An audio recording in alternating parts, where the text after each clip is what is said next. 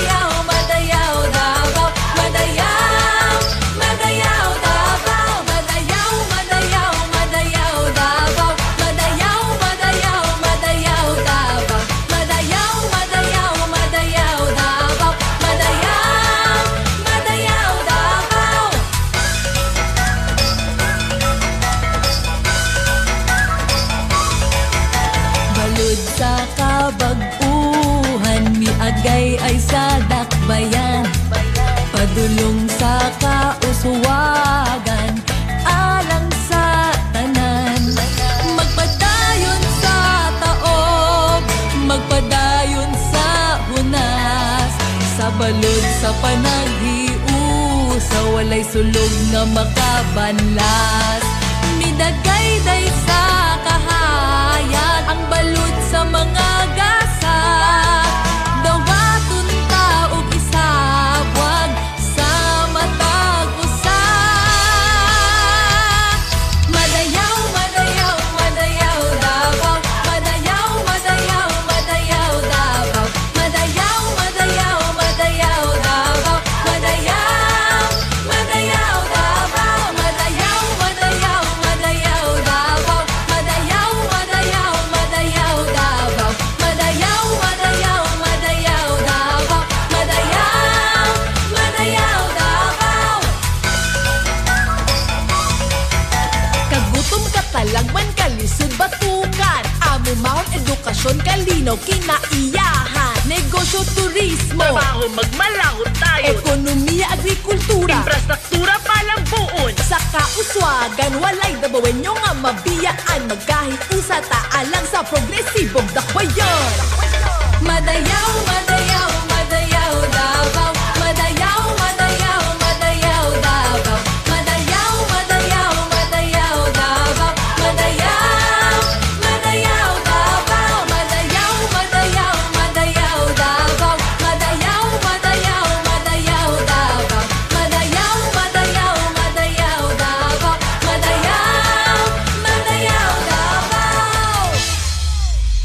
Mga Davaoenyo, andam ka ba kung dunay mahitabong kalamidad? Importanteng andam kita kanunay. Paminaw sa programang Andam Davaoenyo sa Davao City Disaster Radio. Kauban ang atong mga naglangkom sa Barangay Disaster Risk Reduction and Management Council, mga disaster responders sa barangay o mga volunteer group sa syudad nga andam mo responde o magserbisyo panahon kung dunay kalamidad. Andam Davaoenyo sa DCDR. Kauban si Lucio matag Biyernes alauna hangtod alas 2 sa hapon dinhi lamang sa 87.5 Davao City Disaster Radio. Ang radyo sa mga Davaoenyo.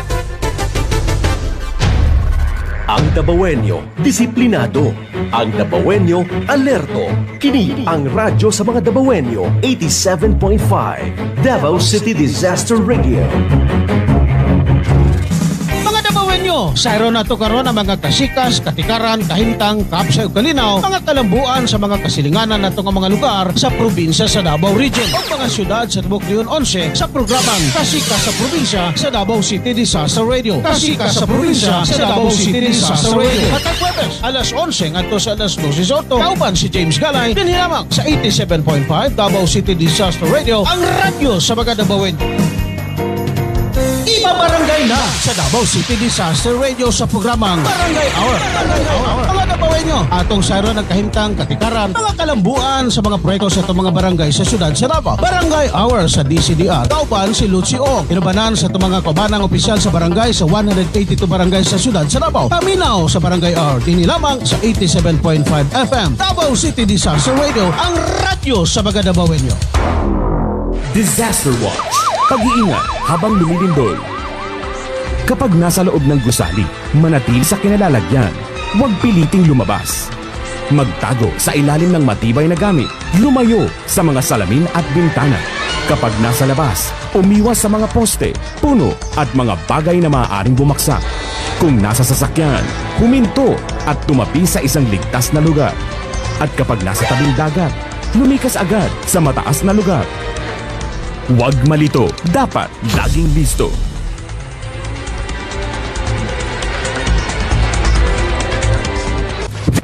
Dabawenyo, unsa ka kadisiplinado? Ako si Lisa Ibag, sa ka-retired private school teacher. Usa ko ka-disiplinado nga Dabawenyo tungod kay dili ko naga-jaywalking. Tungod ikaw Dabawenyo, basta Dabawenyo, disiplinado. Ania na ang programa alang sa mga kabataan, ang Usapang Pambata. Usapang Pambata dinhi sa Davao City Disaster Radio. Isgutan ta ang mga programa, advokasya para sa kalambuan ug proteksyon sa katungod sa mga kabataan sa Usapang Pambata. Usapang Pambata kauban ng Davao City Special Office for Children's Concerns ug ang mga kapartner nga mga ahensya ug mga organisasyon. Usapang Pambata matag adlang Martes alas 10 hangtod alas 11 sa buntag. Dinhi lang sa 87.5 Davao City Disaster Radio, ang radyo sa mga Dabawenyo. Nasayod ka ba nga ang dakbayan sa Davao giila nga usa sa mga dako nga syudad sa tibok kalibutan kung basihan sa area niini nga 2,443.61 metro kwadrado ug mo kini ang pinakadako nga syudad sa tibok nasod Pilipinas. Gila usab ang Davao City nga most visited city sa Mindanao aron sa pagtan-aw sa Mount Apo, ang pinakataas nga bukid sa Pilipinas ug pagsudong sa Philippine Eagle. Ang syudad sa Davao dunay 182 ka barangay ug 3 ka mga congressional district. Karon, nasayod ka na.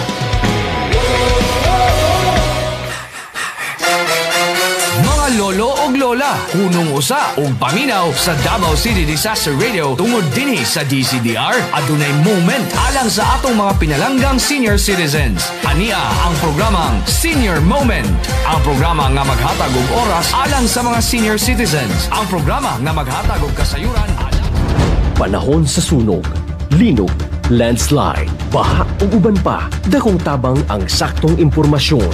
Opisyal nga impormasyon gikan sa Davao City Government. Mabati dinhi sa 87.5 Davao City Disaster Radio. Broadcasting from the heart of Davao City, Philippines. This is 87.5. 87.5. 87.5 Davao City Disaster Radio. 0908-818-4444. Bata, usaba ka kabiktima sa pagpangabuso o pagpangulata. Ate, kuya, doon na ba mo'y kaila nga pinasagdan nga mga bata? I-report tayon kini aron maaksyonan. Pagpangabuso atong batukan, katungod sa mga bata atong protektahan. Kini nga mga numero atong tawagan: 0908-818-4, 0908-818-4, 0908-818-444. Ania na ang programa alang sa mga kabataan, ang Usapang Pambata. Usapang Pambata dinhi sa Davao City Disaster Radio. Isgutan ta ang mga programa, advokasya para sa kalambuan ug proteksyon sa katungod sa mga kabataan sa Usapang Pambata. Usapang Pambata kauban ng Davao City Special Office for Children's Concerns ug ang mga kapartner nga mga ahensya ug mga organisasyon. Usapang Pambata matag adlang Martes alas 10 hangtod alas 11 sa buntag. Dinhi lang sa 87.5 Davao City Disaster Radio, ang radyo sa mga Dabawenyo. Oras sa Tibok Pilipinas, alas 10:27 na sa buntag.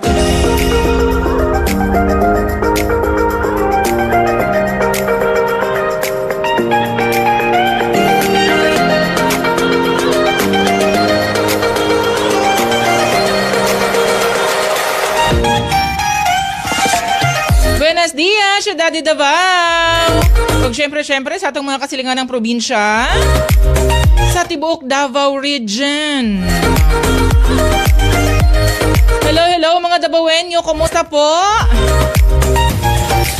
May 14, Martes karon mga Dabawenyo. Kumusta ang tanan? Pang hinaot mi nga namo sa maayong kahimtang, no? Yes, mga Dabawenyo, kamughapon nagapaminaw.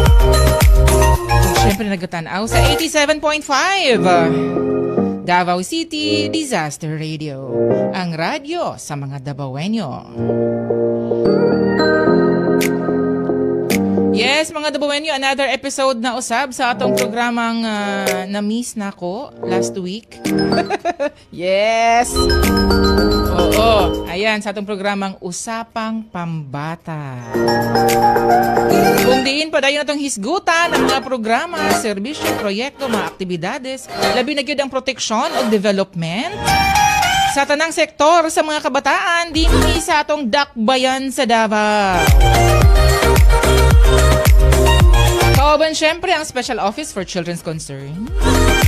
Hello sa mga taga-SOCC dyan. Kaway-kaway.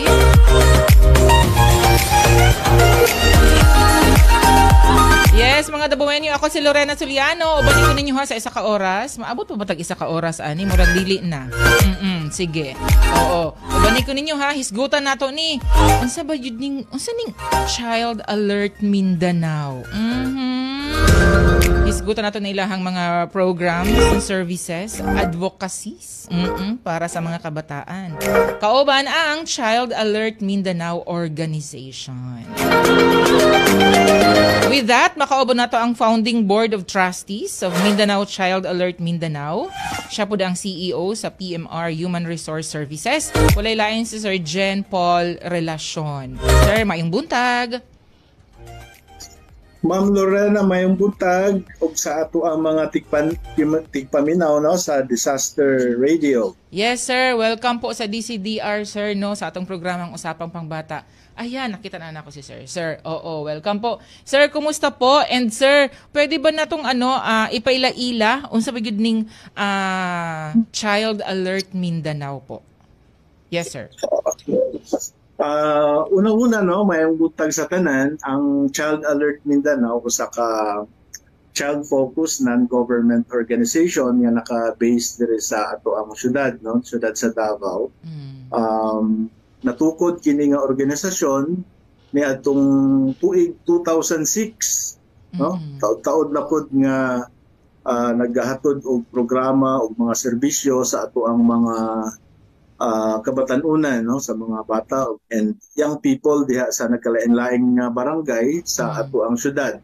Partikular ang Child Alert Mindanao na nagalihok isip stakeholders sa mga barangay sa southern part sa ato ang syudad no, nata diha sa Turil District, Talomo District and some other parts of Mindanao no, labi natong mga special project nga ato ang gina-implement sa nagkalain-lain nga mga probinsya o syudad sa ato ang isla. Ang office ani sir naara ba sa Davao sir? Yes, ang ato ang opisina sa karon na nahimutang diha sa Kawayan Drive no sa Matina, Davao City. Ang ato ang although naatay physical nga opisina no, pero kadaghanan sa ato ang mga kalihukan nga ginalunsad ngadto og kauban sa mga bata na sa mga barangay no or mga community based nga mga activities. Sir Paul, nakasentro siya no ang ato ang advokasya para sa mga bata. Kinsa ning klase nga mga bata, sir? Kadaghanan sa mga bata nga ato ang ginatutukan no. Unang-una katong mga bata nga ginatawag nato nga children in conflict with the law no, mga bata nga nabiktima sa trafficking or child trafficking, mga bata nga tawag nato children at risk, yes no. So mo ni ang sa pagkakaron ang pinaka target nga mga bata nga ato ang ginahatagan o pagtagad og mga serbisyo diha sa ato ang mga barangay o communities. And speaking of services, Sir Paul, no, pwede na to ilatag, sir. Unsa ning klase-klase nga mga serbisyo, sir? Doon na tayo mga nagkalain-lain nga mga serbisyo, no, nga direkta nato nga ginahatag sa mga bata sa ilang pamilya o mismo sa barangay. Unang-una, labi na dito sa mga bata nga nakasinati og mga pagpang-abuso, doon na kita'y ginahatag nga mga assistance through psychosocial counseling. Doon na po kita'y mga serbisyo,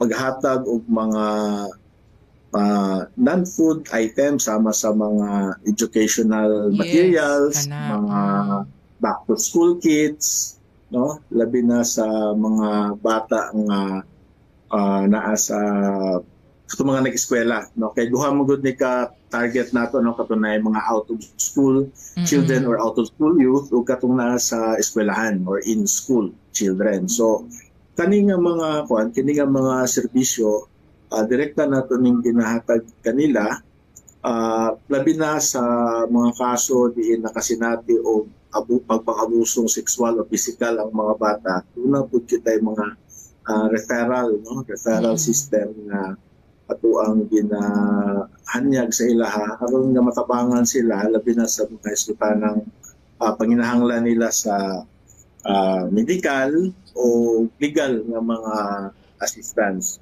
Gawas ni ana, labi na sa ato ang mga kabaranggayan, doon na kita'y assistance nga ginahatag sa mga barangay, pinaagi sa mga training, no? Training, seminars, kung saan nga pagpalambo pa sa ilahang paghatod og mga serbisyo o programa alang sa mga bata, pinaagi sa pagpalig-on sa ginatawag nato nga Barangay Council for the Protection of Children. So doon na kita'y mga training, mga seminar nga ginahatag sa mga frontliners nato, no? Nga mga PHW, mga barangay officials, mga barangay tanod, uban pa nga mga functionaries diya sa barangay nga direktang nakiglambigit ngadto sa mga bata. Unsa atong sir, no, since naka-focus sa diri sa mga bata kaning naa sa barangay, no, kaning na-mention nimo mga CICL, mga children at risk. Oo. Na din ha ato ang support system, no, sa mga barangay officials natay BCPC. Ang dynamics na to, sir, with SOCC, kumusta po? Actually, masulti na ako nga dunay dakong advantage, no, ang ato ang pakiglambigit sa Special Office for Children's Concern. Gawas nga ang Child Alert, no, since its founding na usa siya sa mga prime mover nga nung natukod ang SOCC. No, ako ang i-mention ang ang founding executive director sa Child Alert Mindanao nga si Mr. Bernie Mondragon, no, ilado nga child rights advocate kaniadto pa, no, but may he rest in peace. Dako kayo ang iyahang dako kayo ang contribution sa Child Alert Mindanao, labi na dito sa pagmugna niini nga opisina, pagpalig-on sa mga sistema o struktura niini kung saon pag epektibo nga makahatod sa iyang mga programa o serbisyo ngadto sa mga barangay diri sa ato syudad. So gawas ni ana ang Child Alert Mindanao, usa siya ka resource center ba sa mga nagkalain-lain nga mga impormasyon, mga pagtuon kabahin sa mga bata o ang mga issues nga naglambigit niini. So dako ang ato ang partisipasyon o mga contribution sa mga lunsad o mga accomplishment nga nahitabo diha sa ato ang SOCC. And speaking na-mention nimo, sir, no issues, dako kaayo ni sir, dako kaayo ni siya nga kailangang isulbaron, sir, no, sa mga nagdiiyang problema sa mga kabataan. And I believe dili lang Davao City kundi buong Mindanao ang scope ng organization, sir, tama? Oo. Yes. Yes. Oo. Yes. Yes po. Yes, sir. Yes, Ma'am Lorena, no. Gikan pa niya tuig 2006, ubay na po ang ato ang mga programa o mga kalihukan nga nalunsad sa nagkalain-laing parte sa Mindanao. Sa kasamtangan, doon na kita ginapahigayon nga usa ka proyekto, no, usa ka flagship siya nga program sa Child Alert Mindanao, diin pagpataas sa kahimatngon sa ato ang mga kabatanunan, mga eskwelahan, mga barangay, mga community leaders, so lain-lain mga stakeholders mahitungod sa adolescent sexual reproductive health. No? Dunay mga mamugnaon nga mga pamaagi diin ato ang giorganisa ang mga nagkalain-lain nga mga children and youth organization diha sa ato ang mga target nga mga barangays ug kabahin niini pagmugna ug pag-create usab sa mga parents association niini nga mga bata, no, aron nga sila dungan nga simultaneously dungan sila nga magtuon, no, o magsuporta ay sa matag usa, of course with the support of the barangay officials, labi na sa ato ang mga barangay health centers, no, through barangay health workers nga mahatagan sila og mga pagtuon kabahin sa adolescent sexual reproductive health, no, aron mas ma-minimize nato ang risgo nga involved sa hisgutan ng sexual, no, sa mga bata. Kana sa kasamtangan, no, but previously nang kita ang nanguna, no, ang Child Alert Mindanao ang nanguna sa mga kampanya kabahin sa against child trafficking, no, sa nagkalain-laing parts sa Mindanao. In fact, sa mga community educations nga ito ang gilunsad dito sa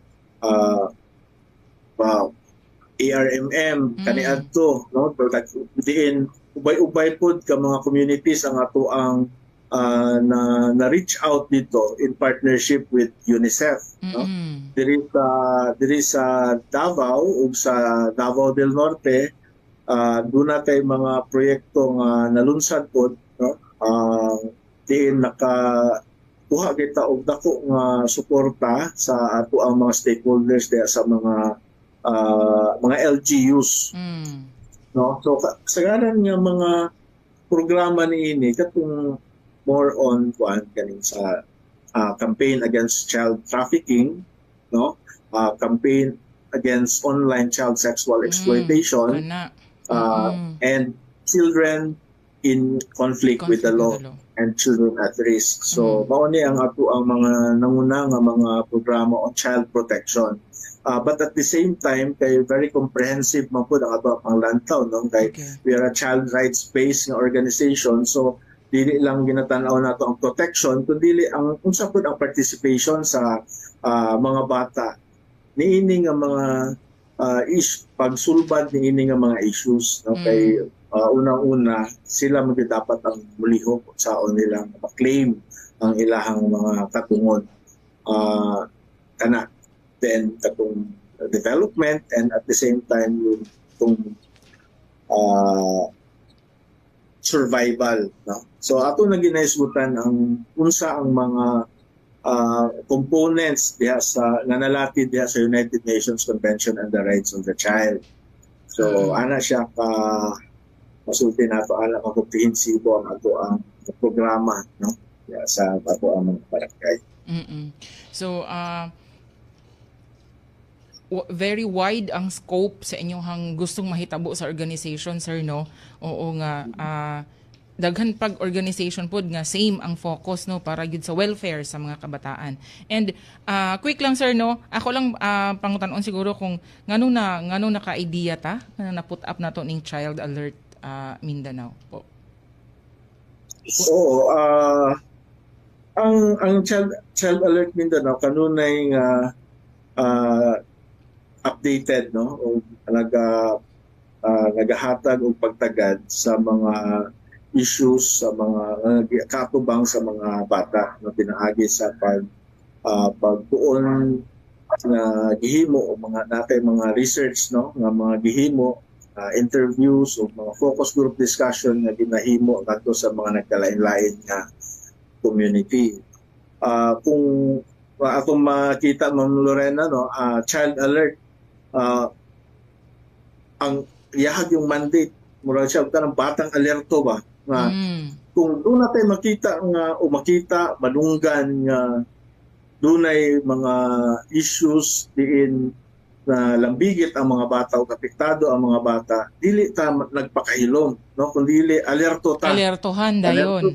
Oo, alertohan dayon, no. So naatay mga lakang nga ginahimo aron unsaon nga matabangan ma-address ang problema o ang issue nga gikaatubang nila. Same with mga group or organization of children nga ato ang gina-organize diha sa mga community.